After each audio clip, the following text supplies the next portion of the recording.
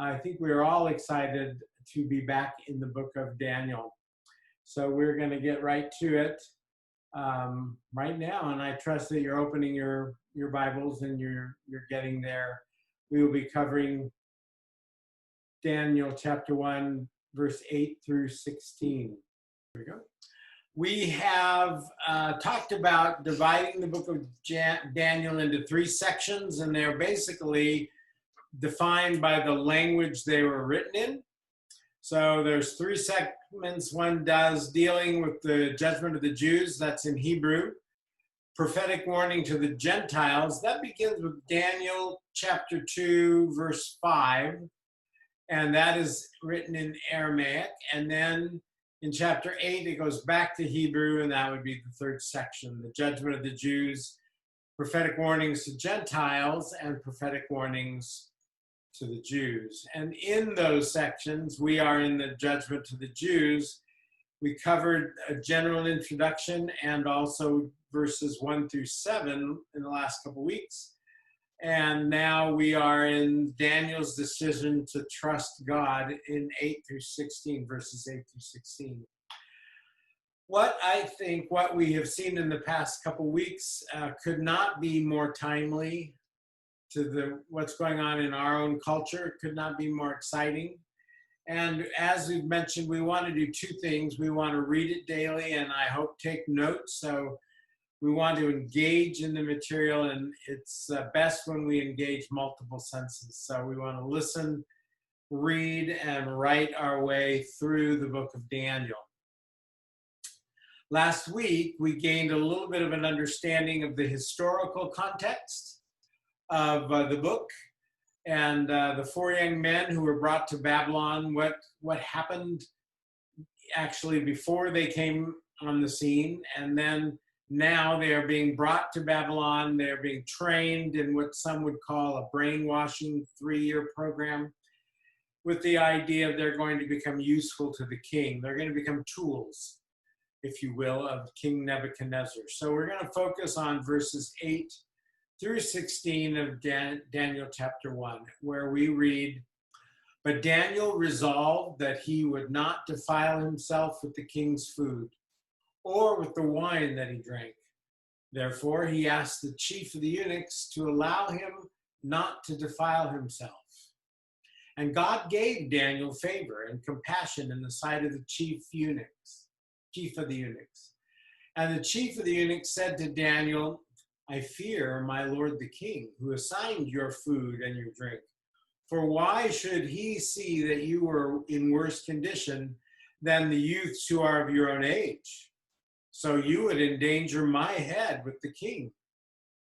Then Daniel said to the steward, whom the chief of the eunuchs had assigned over Daniel, Hananiah, Mishael, and Azariah, "Test your servants for 10 days. Let us be given vegetables to eat and water to drink. Then let our appearance and the appearance of the youths who eat the king's food be observed by you. And deal with your servants according to what you see." So he listened to them in this matter and tested them for 10 days. And at the end of 10 days, it was seen that they were better in appearance and fatter in flesh than all the youths who ate the king's food. So the steward took away their food and the wine that they were to drink and gave them vegetables. That's our passage. Let's back up just a little bit to get a running start on this passage. So I want to back up just a little bit to verse 5 if we can, where we read, "The king assigned them a daily portion of the food that the king ate and of the wine that he drank." And you will remember that there were 3 deportations from Babylon. We knew the whole history of that. And Daniel and his friends, and probably about 50 to 70 others, were hostages, and they came out of Jerusalem with the first captivity, and they arrived. And then Daniel gives us, the book of Daniel chapter 1 gives us kind of an overall summary of some of the stuff that went on, one of which is the king decided to give them what he considered good food that he himself ate, his best food there is. and that they were to be educated for 3 years, and at the end of that time, they were to stand before the king. And now we see them. Among these were Daniel, Hananiah, Mishael, and Azariah of the tribe of Judah, and the chief of the eunuchs gave them names. Daniel he called Belteshazzar. Hananiah he called Shadrach. Mishael he called Meshach, and you know these names, and Azariah he called Abednego. So let's look at this for a moment. There are three things happening basically. What are they? Well, they're food, education, and their names, right? So let's look at them. I like to look at them in kind of reverse order of how they appear. So let's start with the names, okay? We have the names, their original Hebrew names, and then their Babylonian names. So we're going to see their given Babylonian names. We're going to see food, and then we're going to see their education, I believe. So let's look at the names first. Daniel, he called Belteshazzar. Hananiah, Shadrach, Mishael, Meshach, and Azariah, Abednego. So we know Belteshazzar is Daniel's name. Originally, his name was God is my judge. And they changed his name to Prince whom Bel favors. Okay, and then we see the other ones there too. Now, if you look at Genesis' Hebrew to Chaldee lexicon, did you know there was such a book? It translates Chaldee words to Hebrew and Hebrew words to Chaldee, and then you can go and get a lexicon from Hebrew to English. It's just a little light reading, right? The Hebrew to Chaldee lexicon translates Belshazzar as Prince whom Bel favors when it gets translated into English, or a ruler whom Bel favors. It's similar to the meaning of another character which we will encounter pretty soon, Belshazzar. We haven't seen him yet, but there's Belteshazzar and now Belshazzar, and we'll meet him a little bit later. His name means Bel, protect the king.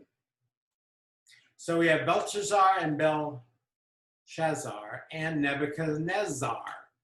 So do we hear something in those names that are similar? Belshazzar, Nebuchadnezzar, you hear it, I'm sure. Czar, right? Czar at the end of a name in Chaldee indicates prince. It's their status, it's their position. It's like saying Lord so-and-so, right?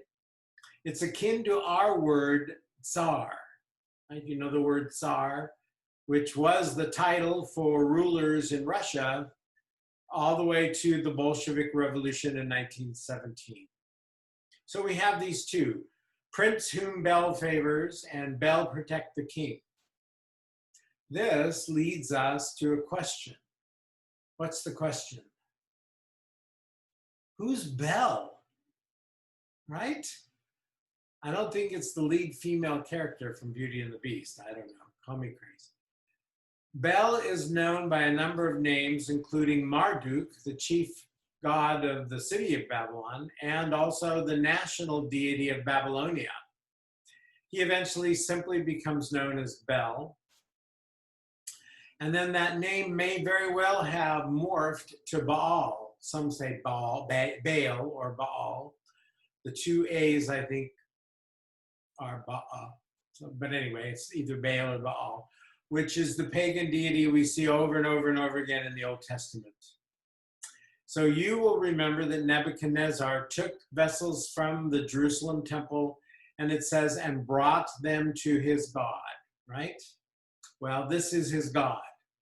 And it's a way of him saying, my God is bigger than your God.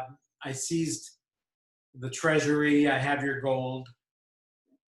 So that's the new name that we have for Daniel, Belteshazzar, the prince whom Bel favors. Hananiah was Shadrach. His name originally was the Lord is gracious, and it became command of Aku. Aku was another deity. Then Mishael was called Meshach. So we had Shadrach and Meshach. He's also Aku related. He was originally who is like the Lord. By the way, Aku is the moon god. Who is like the Lord. And they made his name who is like Aku. So they're kind of adulterating the Hebrew names. And then finally we have Azariah, and he is called Abednego. Abed is servant or helper. So his name is servant or helper of Nebo. And he originally was God is my helper. So now he is the helper of this deity Nebo. And Nebo was the son of Baal. He was the Babylonian god of wisdom and writing, communication, something akin, if you're familiar with the Roman deities, akin to Mercury or Hermes, the winged messenger god.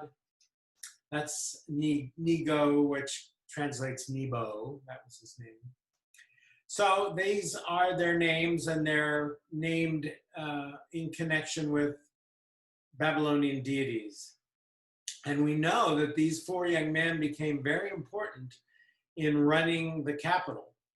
We see this in Daniel 2, chapter 49, where we read, Daniel made a request of the king, and he appointed Shadrach, Meshach, and Abednego over the affairs of the province of Babylon. They ran the capital, but Daniel remained at the king's court. Now we're getting a little ahead of ourselves, so let's get back to our story. So we have these four men. They are young men, maybe 16 years old. They were probably noble-born, probably from wealthy families, or at least well-educated families. It appears that that's the first group they took when their world collapsed. And really, their world collapsed. They are now prisoners. Once they arrive in Babylon, maybe they are comfortable prisoners, but they are prisoners nonetheless. They are dragged across the desert to a strange land by brutal men, strange language, strange customs, and their homes, their hometown, their nation, their king, even their God's temple have been conquered. Their world has collapsed and everything is changing around them. It kind of feels a little bit that way right now for me. A lot of stuff around us, if you're paying attention anyway, is collapsing or being challenged in any case. Now they come to Babylonia. Everybody speaks a different language. Everyone wears different style clothes. They are forced to go by different names. And for 3 years, they are in a brainwashing educational program to turn them into nice little Babylonians. Can you imagine pressure they are under to yield, to compromise? A lot of pressure. Everything is new, and even their food, they are dependent upon others. Now, imagine yourself at 16, maybe 15. Was that just too long ago for you to imagine? I know it was a long time ago for me. So if that's too long ago, maybe imagine a young person whom you know today. And further imagine that this happened to them, or if you want, to your younger self, right? Just think about it. Have someone in mind right now, either yourself or somebody else. What would their response be? What would be your response when you were your 15, 16-year-old self and something akin to everything collapsing around you? What would your response be? Would there be an endless chorus of, that's not fair? I can't believe this is happening to me. Some kind of whine, not like the wine, that the king is serving, but this kind of whine. This is making me feel uncomfortable. I need a safe zone, right? But that is not the response of Daniel and friends. We see something of their character by the way they respond. Verse 8. But Daniel resolved that he would not defile himself with the king's food or with the wine that he drank. Resolved is an interesting word, resolved. My dad was not a Christian, but he taught me a very important lesson. You have to play the hand you're dealt. What does that mean? Well, if you're in a card game and the dealer gives you a hand of cards that you don't like, are you going to say, I don't like these cards, this isn't fair? Of course not. Well, you might actually, but only once, because they won't ask you back to play. Danny and Kathy Wisner, I don't know, I didn't see them on Zoom, so I think I can talk about them. Danny and Kathy Wisner and Cindy and I play cards together sometimes. We've been playing cards for something like 30 years. I have to tell you, one of them always wins. Seriously, it goes against the law of probability. If 4 people play over a long enough period of time, the odds are each of them should win 25% of the time, right? No, either Danny or Kathy wins almost every time we play. And it's usually Kathy. Seriously, so if she comes and says, hey, come on over for a friendly game of cards, don't you believe it? Just saying. What would my dad say? He would say, you have to play the hand you're dealt. You resolve to play the cards you get. Make up your mind to do the best you can with the cards that are in your hand. That's all you have to play. Now, why is this important coming from my non-Christian dad? You ask, how does that relate to Daniel resolving that he won't defile himself? Well, thank you for asking. My dad was a staff sergeant in World War II. He enlisted 6 months before the war started for America. He was in the hospital recovering 6 months after the war ended. So he was active a year longer than most. He was first stationed in the freezing cold, desolate Aleutian Islands, where, few know, Japan had seized 2 remote American islands, Attu and Kiska. Did you know that? That Japan successfully invaded and held part of Alaska? It's not in many history books. It was the only American territory taken by foreign troops. Well, America got the islands back, and my dad's unit served as the first line of defense against another Japanese invasion of Alaska. It never came. It was miserable. Supply ships had a hard time getting to them, so he lived on lima beans for weeks and weeks at a time, just canned lima beans. I learned this when my mom made the mistake of serving lima beans at dinner one night. He really didn't want to ever eat lima beans again, or Spam for that matter. But in Alaska, he had to play the hand he was dealt. After the Aleutian Islands, he was moved to the European theater, where he walked from Normandy to Berlin. Those were part of the cards that he was dealt. He didn't even know it, but there was a place called Dachau, and on his way, his unit helped liberate a dismal surprise, Dachau. His unit is named in the Holocaust Memorial in Washington, D.C. What he experienced at Dachau affected him for his entire life. He had ulcers. He got ulcerative colitis from then on. He died July 15th, 1986. The anniversary of his death was just a few days ago. And at his death, some Jewish people planted trees in Israel to honor him. He also was wounded 3 times and was awarded 3 Purple Hearts. As I said, he was at the end of the war, he was still in the hospital for 6 months. That was from a grenade or a bomb blowing up near him, and there was shrapnel in his brain. And they just left it there because they couldn't get it out. He was in and out of the hospital my whole life, sometimes for months at a time. especially from the colitis. That was the hand he was dealt. They removed his colon. They removed his large intestines. Another surgery, they removed his part of his small intestines. He had so many organs removed that he had to have netting sewn up inside of his abdomen to keep his other organs in place from falling down. And he continued to play that hand. And then he got Parkinson's disease. Now, why do I bring this up? Because he resolved that all of this would not slow him down. He still hunted and fished, and he ran a small shop in Sherman Oaks where he repaired vacuum cleaners, even with his trembling Parkinsonian hands. I remember helping in the store, and he would be there with his Phillips head screwdriver trying to unscrew or screw screws into parts, and he just shook so badly, and yet he worked. He continued and he continued. He had resolved that this was not going to define him.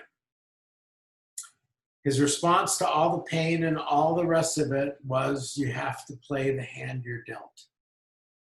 He made up his mind that he would not be defined by his circumstances, and he resolved to press on. And it is something like this that we find with Daniel. But Daniel resolved that he would not defile himself with the king's food or with the wine that he drank. Now, resolved is an interesting word. In the King James, it's translated purposed in his heart. In the 1599 Geneva Bible, it's he determined in his heart. The Amplified Bible says he made up his mind. The Hebrew the Hebrew root is sum. It is translated something like to put in or to place in, to decide. So it's like you place in your heart in order to decide. And we see this, the concept, in 2 Corinthians 9:7, where Paul is talking about what to do in preparation for an offering. And we know this verse, each one must give as he has decided in his heart. That is resolved. As you have decided in your heart, as you have resolved. Integrity is the quality of life that comes from someone who has resolved to be trustworthy, to be honest, to be true. What did Daniel decide in his heart to be? Well, he would be true to God's law. He would not violate God's law. I'll accept the Babylonian names. I'll wear these goofy clothes. I'll attend your school for 3 years, but I will not violate God's law. I will remain faithful to God and his revelation. I think specifically Leviticus 3:17, even though it doesn't actually mention that. But 3:17 says, this is a lasting ordinance for the generations to come, wherever you live. Wherever includes Babylon. You must not eat any fat or any blood. I think there is something else that may be factored in here, and that is the king's food was the finest available. Where did it come from? They didn't go down to the street, to the little local deli, right? Probably it was meat that was offered as sacrifices to the Babylonian gods. Now, in the New Testament, we have instructions that say, well, if that bothers you, don't do it. If it doesn't bother you, go ahead and eat. But that was not so then, right? And he, I think, did not want to eat meat that was offered to these gods. There were numerous temples throughout the city. I don't know if you can see the map, how big it is on your screen, but there are all kinds of temples. I have circled 2 of them, and if I'm not sure, I think you can see my cursor, but in any case, they're circled in purple. 2. One of the temples was Nabu, and the other was Marduk, who we have mentioned. And then there's the massive ziggurat there in the middle called Itemenanki, the temple of the foundation of heaven and earth. And it is dedicated or was dedicated to Bel, also known as Baal. And it was rebuilt by Nebuchadnezzar and his son Nebuchadnezzar. I'm thinking this may very well have been the original temple, the Tower of Babel. It's the right area, and it's interesting when we read a royal inscription written by Nebuchadnezzar. Let me read you a portion of it. At that time, he says, my Lord Marduk spoke to me. So this deity is speaking to Nebuchadnezzar. And he told me in regard to Temenanki, the ziggurat of Babylon, which before my day already was very weak and badly buckled. So by the time he is king, it's falling apart, it's crumbling. That tells me it's very, very old. And the deity Marduk, he says, told him to ground its bottom on the breast of the netherworld, to make its top vie with the heavens. That is very, very Genesis, the account of the Tower of Babylon, or the Tower of Babel. I sought, he says, to confirmation by consulting Samas, Adad, and Marduk. The great gods made the truth known to me by oracles. And through the craft of exorcism, I purified the place. Do you get that? I had soil baskets made of gold and silver, and made my Nebuchadnezzar, my firstborn son, carry alongside my workmen earth mixed with wine, oil, and resin chips. And get this, I made Nebuchadnezzar, his brother, my darling younger son, take up matlock and spade, tools in building. I burdened him with a soil basket of gold and silver, now listen to this, and bestowed him on my Lord Marduk as a gift. What does that mean? He bestowed his son as a gift to the god Baal. Well, we know Marduk, or Baal, or Bel, the worship was burning human sacrifices, children. And I wonder if this sentence that he wrote in the inscription was that he gave his son as a sacrifice. I tried to find anything I could about this youngest son.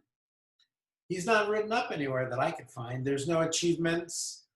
There's nothing about him marrying or taking the throne or anything about him, or even how he died. And I'm wondering if this phrase means that he burned him in sacrifice to Baal or Marduk. Two archaeologists found 2 of these tablets with the exact same inscription. So it's a pretty sure thing. This is the culture. This is the kingdom. These are the people in which Daniel and his friends find themselves. Even though his whole world has collapsed, he resolved to purpose. He decided in his heart that he would remain faithful to God. And this is the point of our lesson. It is the point, really, of at least part of Daniel. Daniel motivates us to faithfulness. Now, in order to do this, Daniel has to oppose the culture in which he lives. He has to go against the cultural norms of the day that violate God's words. It is not simply enough for him to resolve. His resolve has to be seen. It's not good enough to think about it. You have to take action. There's a Dutch saying that speaks to this. All men have 2 creeds, what they say they believe and what they do. And what they do is what they really believe.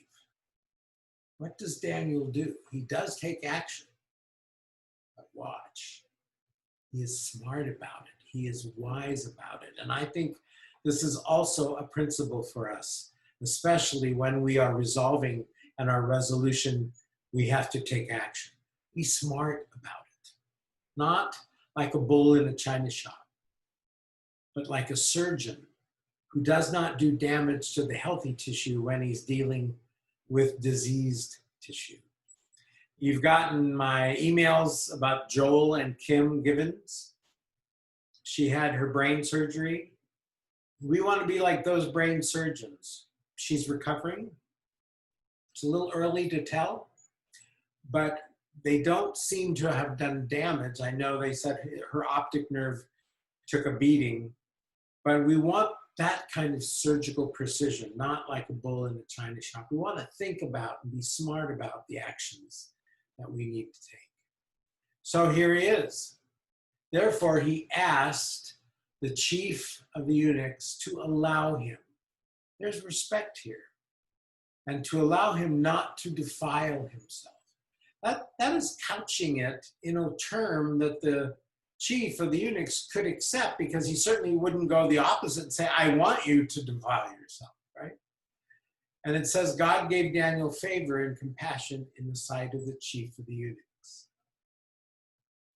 From the response of the chief of the eunuchs, Daniel did not come charging headlong in. He asked, right? And he asked to be allowed. He frames his action in such a way that the authority is not dismissive or defensive, but is able to listen. And he certainly doesn't want Daniel to defile himself, right? That doesn't sound good. I think the king would not like that. No, don't defile yourself, right? And God blessed. God gave Daniel favor and compassion in the sight of the chief of the eunuchs. There's no point in being offensive in the way one obeys God. If the obedience itself is offensive, well, that's one thing. But let it not be me who is offensive. So often people, Christians, can be crusty. They can be abrasive, inflexible with inessentials, or just kind of plain miserable people. You know that, right? That's not how Daniel was. He conducts himself in such a way that the chief of the eunuchs trusts him, opens up to him. This is what he says in verse 10. And the chief of the eunuchs said to Daniel, I fear my lord the king, who assigned your food and your drink. For why should he see that you are in worse condition than the youths who are of your own age? So I would endanger my head with the king. Listen, Dan, I like you. I would much rather take all the king's food myself. I could sell it, use it for bribes. I could give it to extended family members. But frankly, I'm afraid of the king. It might be your stomach, Dan, but it's my head. If you don't look healthy and he finds out I've not been feeding you what he thinks I ought to feed you, he will cut off my head. And that's not a euphemism. He really would. All right. Tell you what, here is the king's steward, the food manager, the caterer. Work it out with him. I don't want to know about it. Listen, before Daniel spoke up, before he had action, he had thinking. He probably thought about it a lot. He probably consulted his 3 friends, and they made a reasonable plan and had it ready for when the opportunity arose. That's part of the resolve, part of thinking through the plan. And it's a good model for us to follow. And here's the opportunity and the plan, and it comes with a 10-day money-back warranty. Daniel said to the steward, now it's the guy that the chief of the eunuchs has appointed, whom the chief of the eunuchs had assigned over Daniel, Hananiah, Mishael, and Azariah. Test your servants for 10 days. Let us be given vegetables to eat and water to drink.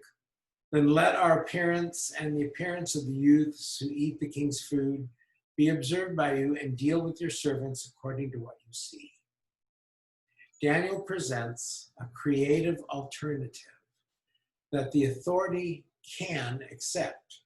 It still allows him, Daniel, to remain faithful to God, and it allows the authority to think it's reasonable that he can still do his job. He can still fulfill what the king wants him to do. And so the steward takes a reasonable 10-day risk. So he listened to them in this matter and tested them for 10 days. And at the end of 10 days, it was seen that they were better in appearance, fatter in flesh than all the youths who ate the king's food. So the steward took away their food and the wine they were to drink and gave them vegetables. So what do we see here? Well, some look at this and they say, the Bible teaches us to be vegan. No, it doesn't. Please, you're better Bible students than that, right? That's not the point here. If you want to know about vegan versus carnivorous in the Bible, go to some passage that talks about something like that. Acts 10 and Acts 11, where Peter sees a vision of all kinds of animals, and he receives this instruction. Rise, Peter, kill and eat. Now, actually, that passage is still not really about diet. It's about Gentiles being grafted into the kingdom when the Jews thought it was only going to be a Jewish thing. And now he's saying you can eat even the unclean animals. But that's at least akin, not what this really is talking about. So if you want to be vegan, but please don't use Daniel here, this passage, to justify it, because that's not the point here. What is the point? What do we see? Well, we see him coming up with a plan, Daniel, coming up with a reasonable plan that he can present so he doesn't defile himself. That's the point. And we learn in Proverbs 16, when a man's way pleases the Lord, he makes even his enemy to be at peace with him. We can be at peace, especially in how we take a stand when we resolve not to compromise, especially if it's a difficult stand. We can still try to be peaceable. But be careful here. This verse is not saying that if you have adversity, it means God is unpleased with you. It's not that way, right? We learn here about our mindset towards others. And Daniel maintains his integrity through many challenges, including plots to kill him. So he did actually have adversity, right? But he continued to resolve to be faithful to God, because integrity is long-term, and that's another principle. He had so much integrity for so long that his political rivals could not pin anything against him. Daniel 6, verse 4 tells us, then the high officials and the satraps sought to find a ground for complaint against Daniel with regard to the kingdom, but they could find no ground for complaint or any fault because he was faithful, and no error or fault was found in him. He did a good job for the king. Then these men said, we shall not find any ground for complaint against this Daniel unless we find it in connection with the law of his God. Daniel demonstrated integrity to such a degree they could not charge him with any wrongdoing, mismanagement, anything, unless they invented something in connection with his relationship with God. And we'll find out more about that. You probably already know the story. This kind of integrity, it's rare nowadays. We live in an age of compromise. We live in an age of the path of least resistance, and we're used to it, and we shouldn't be. We live in an age of outcome-based ethics. Are you familiar with that term? They look at decision-making based on desired outcome. What are you trying to achieve? Rather than principle-based thinking. This is because it's based on the preposition that there are no absolutes to follow. And there are absolutes. Right? Today, there is outcome-based ethics, which do away with absolutes and say, well, we need to see what we're trying to accomplish. And we have an approach to ethical reasoning in which the action, whatever action you're trying to figure out, is evaluated in terms of its consequences for those whom it will affect, the consequences rather than right and wrong. A good, quote unquote, action is one that results in the greatest good, quote unquote, for the greatest number of people. The problem is good is being defined later, or possibly being defined by the people who have the power. So it's not good in the idea that how we consider good. It's pragmatic. And this is why the NFL can change its position on standing and showing respect for the national American national anthem, or kneeling to show disrespect. The position that they take is not based on a principled approach, as it first was when Commissioner Roger Goodell first demonstrated his position when the take a knee controversy started. I don't know if you remember, but Goodell came out and he was blasting away, and then all of a sudden, overnight, it changed. Well, how come? Well, the change of position is based on sponsorship and on revenue from TV ads, in which are in and of themselves based on the economics of political correctness. That's outcome-based ethics. We need to have the greater good for the greatest number of people, especially our stockholders. That's not integrity. It's pragmatism. Pragmatism can be the enemy of integrity, but Daniel would have none of it. It's true in theology, even in the church, with those espousing actions based on the greatest good for the greatest number of people, rather than principles based on truth as revealed in the Word of God. And it's tragic when it happens. This picture shows the Pope and a high-powered imam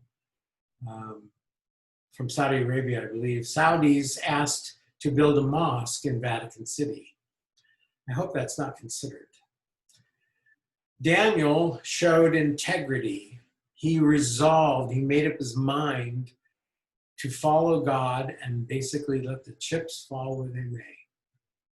Maybe Daniel understood the chastisement of God that the Jewish people had endured in the northern kingdom, falling under the boots of the Assyrians, and also in the southern kingdom, falling under the boots of the Babylonians. He didn't want the chastisement of God. He wanted the blessing of God. And he maybe said to himself, not me.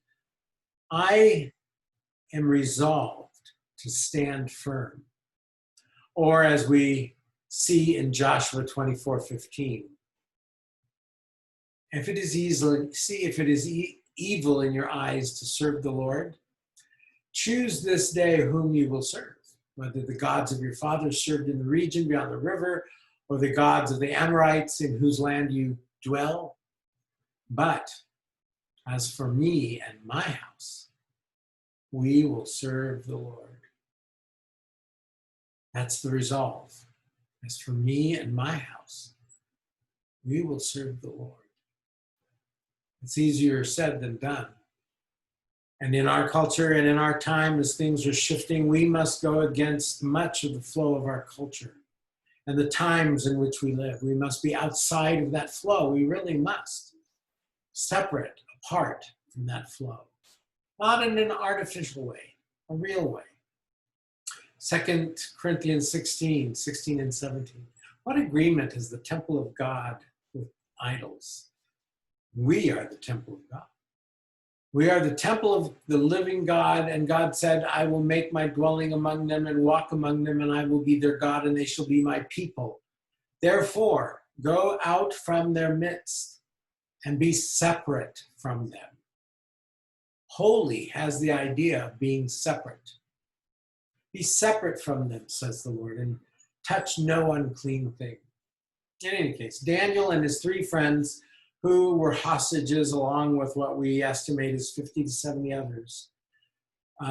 We know them. We know these four. We don't know anything about the others. Maybe they compromised and their life was a vapor. And we know about these four because they didn't. We don't hear anything about the other hostages, but we know about these four who resolved not to defile themselves. As I read Daniel 5 and 6, There are three components to their assimilation into Babylonian culture. And we've talked about them. The king assigned them a daily portion of food and wine, all right? So we have food. Second, they were educated for 3 years. And third, they were given Babylonian names. All right, so we've seen one, we've seen the names, we've seen number three, the food. They went along with the names, they didn't go along with the food. What about number two, the education, even the brainwashing? Well, I think they resisted the brainwashing, but they learned a lot. Babylon had a huge society, a lot of math and science.